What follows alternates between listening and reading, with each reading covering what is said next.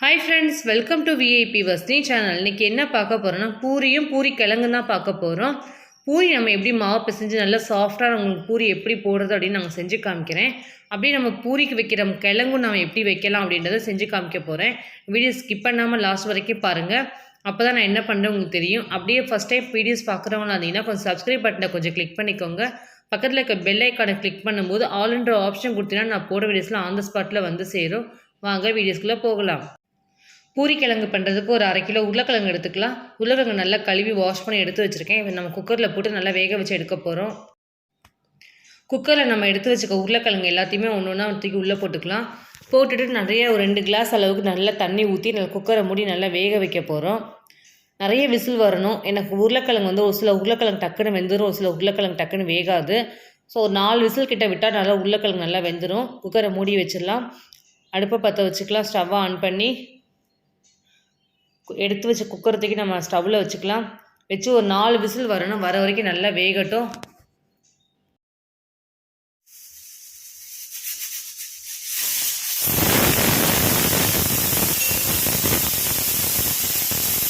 நாலு விசில் கிட்ட வந்துருச்சு. நம்ம ஸ்டவ்வை ஆஃப் பண்ணிக்கலாம். அதுக்குள்ளே நம்ம மாவு பிசைய ஸ்டார்ட் பண்ணிடலாம். கோதுமை மாவு நான் 1 கப்பு எடுத்திருக்கேன். ஒரு 3 ஸ்பூன் அளவுக்கு ரவை எடுத்திருக்கேன். ஒரு 1/2 டம்ளர் பால் எடுத்திருக்கேன். தேவையான அளவுக்கு உப்பு எடுத்திருக்கேன். ஸோ இப்போ நம்ம ஒன்றா அதெல்லாம் நம்ம போட்டு நம்ம மாவு பிசைய ஸ்டார்ட் பண்ணிவிடுவோம். மாவு பிசைகிற அளவுக்கு தேவையான அளவுக்கு பெரிய பாத்திரம் எடுத்துக்கலாம். நம்ம எடுத்து வச்ச கோதுமை மாவு 1 கப்பு அப்படியே சேர்த்துக்கலாம். இந்த கோதுமை மாவு பார்த்திங்கன்னா நான் வீட்டில் அரைச்சி நான் ரெடி பண்ண கோதுமை மாவு தான், பேக்கெட் மாவுலாம் இல்லை. ரவையும் சேர்த்துக்கலாம். வறுக்காத ரவை தான். தேவையான அளவுக்கு உப்பு சேர்த்துக்கலாம். வச்சுருக்க பாலையும் நம்ம 1/2 டம்ளர் வச்சுருக்கோம், அந்த பாலையும் சேர்த்துக்கலாம். சேர்த்து நல்லா பிசைய போகிறோம். ஒரு 1/2 டம்ளர் தண்ணி ஊற்றிக்கலாம். கொஞ்சம் கொஞ்சமாக தேவைப்படும் போது நம்ம தண்ணி ஊற்றி பிசைய வேண்டியது தான். நம்ம எதுக்கு ரவை சேர்க்குறோன்னா நல்ல ரவை போட்டால் நல்லா நமக்கு பூரி நல்ல கிறிஸ்பியாக நல்லா டேஸ்ட்டாக இருக்கும். பால் எதுக்கு ஊற்றுறோன்னு நல்லா பூரி பிக்கும் போது நல்லா சாஃப்டாக இருக்கும். நமக்கு அப்படியே 2 வரலே நம்ம பிச்சு சாப்பிட்லாம், அந்த மாதிரி இருக்கும். ரொம்ப சாஃப்டாக இருக்கும். ஸோ அது மாதிரி நல்ல சாஃப்டாக நம்ம பிசைகிறதுல தான் இருக்குது. நம்ம ஊற்றுன நம்ம பாலும் ரவைக்கும் நம்ம பிசைகிறதுலையுமே அந்த சாஃப்ட்னஸ் நமக்கு கொடுக்கும் நமக்கு பூரி ஸோ நான் எங்கள் வீட்டில் நான் இந்த மாதிரி தான் செஞ்சு சாப்பிடுவோம். நல்ல ஒரு சாஃப்டான ஒரு பூரி இருக்கும். ஸோ இதேமாதிரி நல்லா அழுத்தமாக மாவு பிசைஞ்சு வச்சுக்கலாம். நல்லா அழுத்தமாக மாவு பிசையும். நம்ம எவ்வளோ அழுத்தம் கொடுத்து மாவு பிசைகிறோமோ நமக்கு அவ்வளோ பூரி நமக்கு சாஃப்டாக வரும். ஸோ நல்ல மாவு பிசைஞ்சாச்சு ஆல்மோஸ்ட். நம்ம இதேமாதிரி திருப்பி மாவு பிசைட்டே எனக்கு ரெடி ஆகிடும். நமக்கு பிசைஞ்சு வச்சுட்டு ஒரு 1/2 hour நம்ம ஊற வைக்கணும். அந்த மாவை நல்லா தட்டு போட்டு மூடி வச்சிட்டிங்கன்னா நமக்கு நல்ல பூரி நல்லா சாஃப்டாக வந்துடும். ஸோ நல்லா பிசைஞ்சு வச்சாச்சு, தட்டு போட்டு மூடி வச்சாச்சு.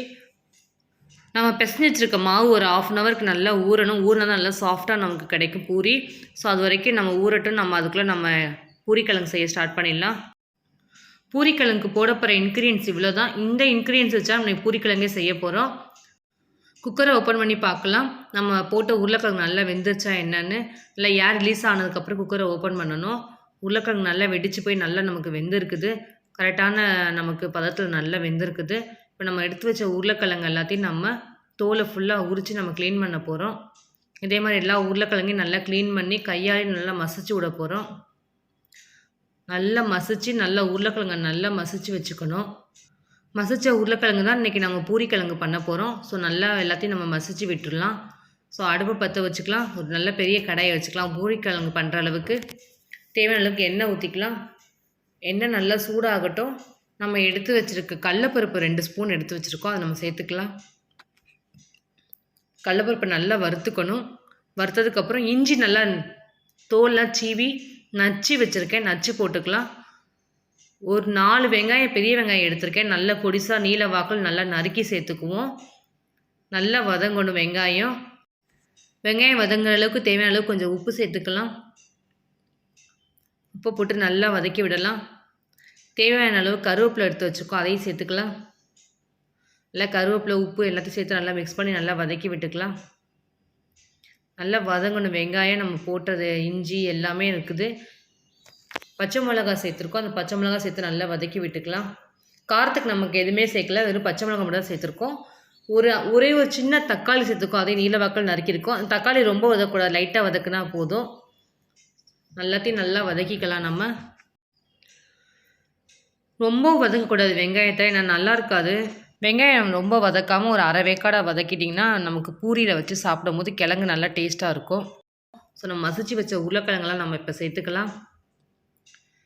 நல்லா மசிச்சு வச்சுக்கணும். இதே மாதிரி அந்த உருளைக்கிழங்கு எல்லாத்தையும் நம்ம சேர்த்துக்க போகிறோம். அந்த வெங்காயத்தில்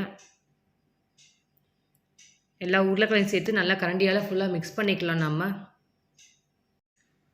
நல்லா மிக்ஸ் பண்ணிக்கலாம். ஃபுல்லாத்தையும் மிக்ஸ் பண்ணதுக்கப்புறம் ஒரு ½ டீஸ்பூன் நம்ம மஞ்சள் தூள் சேர்த்துக்கலாம். கொஞ்சம் கலரிங்காக லைட்டாக தண்ணி தெளித்து விட்டுக்கலாம். ரொம்ப ஊற்றக்கூடாது தண்ணி, ஏன்னா நமக்கு பூரி கிழங்கு தண்ணியாகிடும். நமக்கு கிழங்கும் நம்ம பூரியும் சாப்பிடும்போது தொட்டு சாப்பிட போகிறோம். தண்ணியாக தான் நல்லா இருக்காது. ஸோ அதனால் நல்லா கெட்டியாக நல்லா பண்ணணும். அதனால் லைட்டாக தண்ணி ஊற்றிக்கலாம். தேவையான அளவுக்கு உப்பு சேர்த்துக்கலாம். உப்பு நம்ம ஃபஸ்ட்டு வெங்காயம் வதக்கும்போது லைட்டாக தான் போட்டோம். ஸோ திரும்பி இன்னும் கொஞ்சம் உப்பு சேர்த்து நல்லா ஃபுல்லாத்தையும் மிக்ஸ் பண்ணிக்கலாம். தண்ணியே ஊற்றாமல் லைட்டாக தெளித்து விட்டுட்டு நம்ம அந்த இதிலே நல்லா வதக்கணும். சூப்பராக இருக்கும் இந்த பூரிக்கிழங்கு. நம்ம போடுற பூரியும் வச்சு சாப்பிட்டிங்கன்னா செம்ம டேஸ்ட்டாக இருக்கும். குழந்தைங்களும் லைக் பண்ணி சாப்பிடுவாங்க. அந்தளவுக்கு காரமும் இருக்காது. நம்ம பச்சை மிளகாய் போட்டிருக்கோம், ஆனால் அந்த அளவுக்கு நமக்கு காரம் இறங்காது. அவ்வளோதான், பூரிக்கிழங்கு ரெடி ஆகிடுச்சு. நல்லா கொத்தமல்லி தழை தூவி விட்டு இறக்கி வச்சிடலாம். பூரி செய்ய ஸ்டார்ட் பண்ணிடலாம். மாவு பிசைஞ்சு வச்சுருக்கோம். ஓப்பன் பண்ணி பார்க்கலாம் எப்படி இருக்குது மாவுன்னு. பிசைஞ்சு வச்ச மாவை நல்லா பாலாக நம்ம ஒவ்வொரு பாலாக எடுத்துக்கணும். நல்ல பாலை நல்லா அழுத்தி நம்ம பால் ரெடி பண்ணணும். நல்லா மாவு நல்லா சாஃப்டாக இருக்குது. நம்ம ஊற வச்சதுக்கு அதுக்கும் பாலும் நம்ம ரவையும் போட்டு ஊற வச்சுருக்கனால நமக்கு கோதுமை மாவு நல்லா சாஃப்டாக இருக்கும். இந்த மாதிரி பூரி செஞ்சிங்கன்னா செம்ம சாஃப்டாக இருக்கும். நம்ம பிக்கும் போது சாஃப்டாக நமக்கு வரும். சாப்பிடவும் நல்லாயிருக்கும், கஷ்டமும் இருக்காது. போட்டு வச்சிங்கன்னா ஈவினிங் வரைக்குமே நமக்கு அந்த சாஃப்ட்னஸ் இருக்குமே, ரஃப்பாகவே இருக்காது. ஸோ இதேமாதிரி ஒவ்வொரு பாலாக திரட்டி நம்ம வைக்கணும்.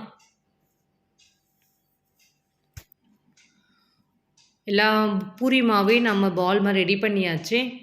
இப்போ நம்ம ஃபுல்லாக மாவையும் நம்ம திரட்டி வச்சிட வேண்டியதுதான். ஒவ்வொரு பாலாக எடுத்து இப்போ நம்ம ஃபஸ்ட்டு ஒரு கோதுமை மாவு உருண்டை எடுத்து நம்ம சப்பாத்தி கட்டையால் அழுத்தம் கொடுத்து நல்லா லேஸாக திரட்டிக்கணும்.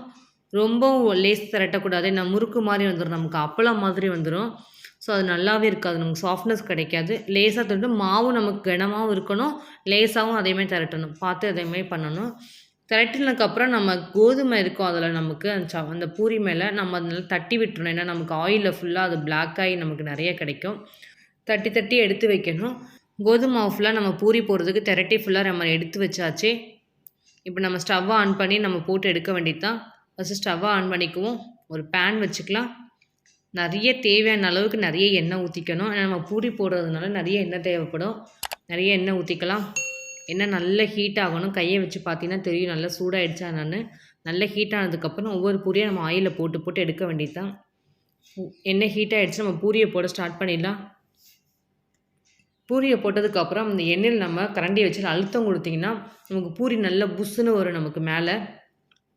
இல்லைனா எண்ணெயை நம்ம மேலே அந்த பூரி மாவில் தள்ளி விட்டிங்கன்னா இன்னுமே நமக்கு இன்னும் நல்லா புஷ்ஷுன்னே வரும். ஸோ அது மாதிரி 2 மெத்தடில் ஃபாலோ பண்ணலாம்.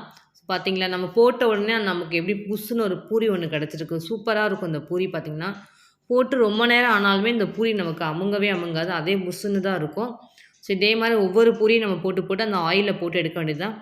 பூரியும் அந்த கிழங்கும் குழந்தைங்களுக்கு அதிகமாக ரொம்ப பிடிக்கும். அந்த புஷ்ஷுன்னு இருக்கிறதுனால அவங்க லைக் பண்ணி அதிகமாக சாப்பிடுவாங்க. ஸோ அதே மாதிரி நம்ம ஒவ்வொரு பூரியாக போட்டு எடுக்க வேண்டியதுதான். ரொம்ப ஹை ஃப்ளேமில் வச்சிங்கனாலும் பூரி உள்ளே மாவு குக் ஆகாத மாதிரி இருக்கும். அதனால் நார்மல் ஃப்ளேமில் வச்சு பூரியை போட்டு நம்ம எடுத்திங்கன்னா கரெக்டாக இருக்கும். எண்ணெயும் நல்லா ஹீட் ஆகணும். அப்போ தான் நமக்கு பூரி நல்லா கலராகி நமக்கு வரும். இல்லைனா நமக்கு ஒயிட் கலரில் தான் இருக்கும். நல்லா கோல்டன் கலரில் இருந்தால் தான் நமக்கு பூரியும் நல்லா டேஸ்ட்டாக இருக்கும், நல்லா க்ரன்ச்சியாக நல்லாயிருக்கும். ஸோ ஆல்மோஸ்ட் நம்ம பூரியெல்லாம் போட்டு எடுத்தாச்சு. நான் பூரி ஒன்று போட்டு உங்களுக்காக பிச்சு காமிக்கிறேன், பாருங்களேன் எப்படி இருக்குதுன்னு. அப்படியே பிக்கும் போது அந்த சாஃப்ட்னஸோடு நமக்கு அந்த பூரி பிஞ்சு வரும். இந்த மாதிரி பிஞ்சு வரும்போது தான் நல்லா நம்ம டேஸ்ட்டாக நம்ம பூரி திரட்டியிருக்கோம் அப்படின்னு நமக்கு தெரிஞ்சுக்க வேண்டியது. ஸோ நம்ம பிக்கும்போது சாப்பிடும்போது இதே மாதிரி தான் பூரி நமக்கு வரும் லாஸ்ட் வரைக்குமே.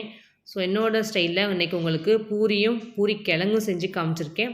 குழந்தைங்களை அதிகமாக லைக் பண்ணி சாப்பிட்ற ஒரு டிஷ்ஷு பூரி கிழங்கு. இதே மாதிரி நீங்களும் உங்கள் வீட்டில் செஞ்சு கொடுங்க. செஞ்சு கொடுத்துட்டு எப்படி இருந்துச்சுன்னு கமெண்ட் பண்ணுங்கள், லைக் பண்ணுங்கள், ஷேர் பண்ணுங்கள், சப்ஸ்கிரைப் பண்ணுங்கள். பக்கத்தில் இருக்க பெல் ஐக்கானை கிளிக் பண்ணிவிடுங்க. Thank you friends.